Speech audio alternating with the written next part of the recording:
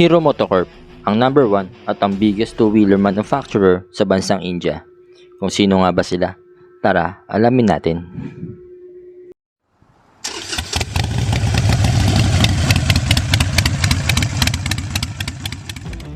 Kung nagustuhan mo ang mga previous content ko, baka pwedeng paki-like, share at follow na din ng page na to para updated ka sa mga susunod pa natin ng mga videos. Last year, 2023, na magsimula nga mag-post sa Facebook ang Hero Motorcycle na darating na nga sila dito sa Pilipinas ngayon 2024. Mas nangunguna sila kumpara sa mga naunang brand na dumating dito sa Pinas gaya ng Bajaj at Royal Enfield.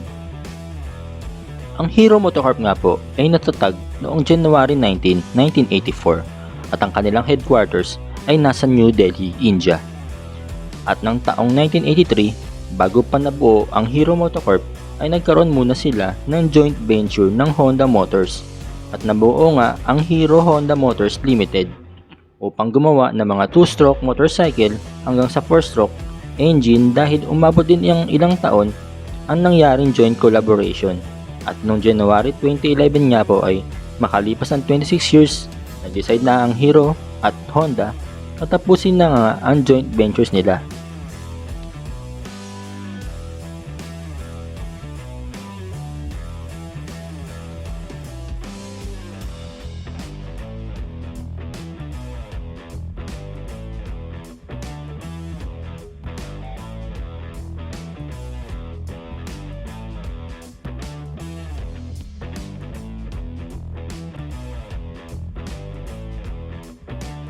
Ngayon 2024, wala pang specific date kung i-release ng Hero Motocorp ang kanilang motorcycle lineup.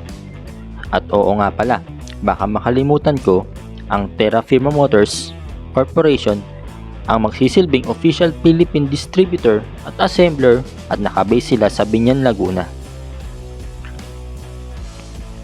Maraming motorcycle model ang Hero Motocorp.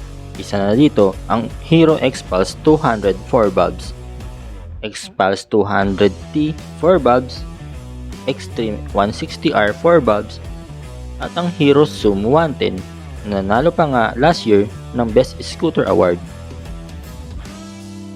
At heto pa nga, kamakailan lang nilabas ni Hero Motocorp ang motor na collaboration nila with Harley Davidson, ang X440 na cruiser style motorcycle para sa Indian market.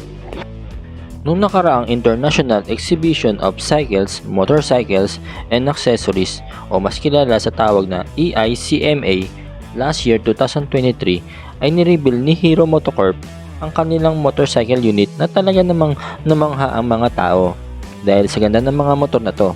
Ito ay ang Hero Zoom 125R at ang Hero Zoom 160. Wala pa tayong babanggitin na full specs ng mga motor na to dahil di pa rin naman talaga sila nare-release officially sa bansang India. At hindi pa nga dyan nagpapigil ang motorcycle giant ng India dahil noon lamang na January 23, 2024 ay inilabas din ng Hero Motocorp ang kanilang big bike na tinawag nilang Maverick 440. Grabe ang Hero Motocorp, diba? Ang lulupit ng motor nila at sana nga ay ilabas nila ang mga nabanggit ko na unit dito sa Pinas, pati sana 440cc din para happy ang mga Pinoy rider.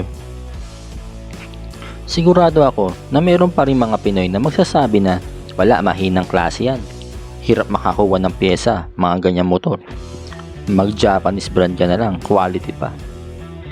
Yan ang linyahan mga paps na magpapasimula ng brand wars.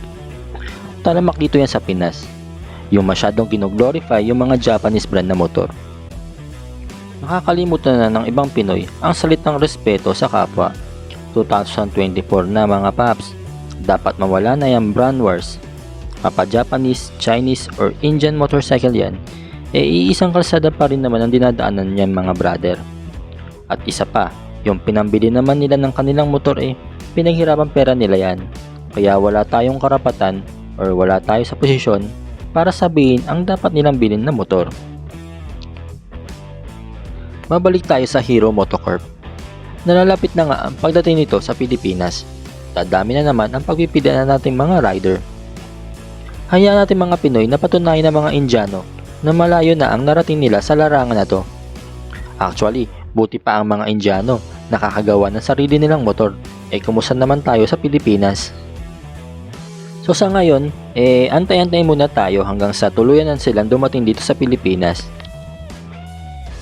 Tandaan nyo mga paps, ang totoong rider may respeto sa kapwa rider.